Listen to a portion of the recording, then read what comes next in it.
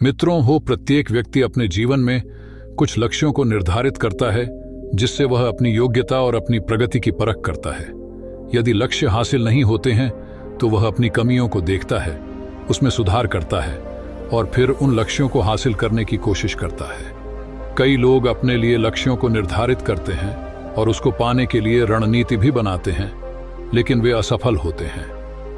भगवान बुद्ध को जब ज्ञान की प्राप्ति हो गई तो फिर वे संसार को उस ज्ञान से आलोकित करने निकल पड़े।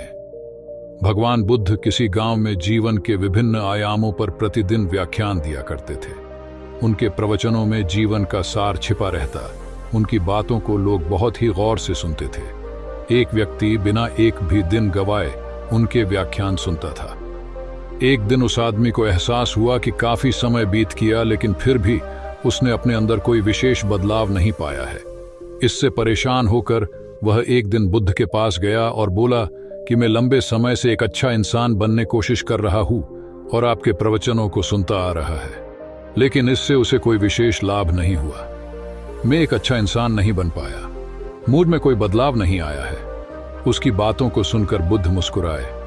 उन्होंने उसके सामने उसके गांव का नाम, वहां तक की दूरी, वह वहां कैसे जाता है आदि जैसे प्रश्नों की झड़ी लगा दी। जब बुद्ध ने उससे कहा कि क्या तुम यहां से बैठे बैठे अपने गांव पहुंच जाएगा, तो वह झुंझला गया। उसने कहा कि ऐसा तो बिल्कुल भी संभव नहीं, उसे वहां तक पहुंचने के लिए पैदल चलकर जाना ही होगा। इस पर भगवान बुद्ध ने कहा कि अब आपको अपने प्रश्न का उत्तर मिल गया होगा। यदि आपको अपने गांव का रास्ता पता है, लेकिन इस जानकारी को व्यवहार में लाए बिना वहां नहीं पहुंचा जा सकता है।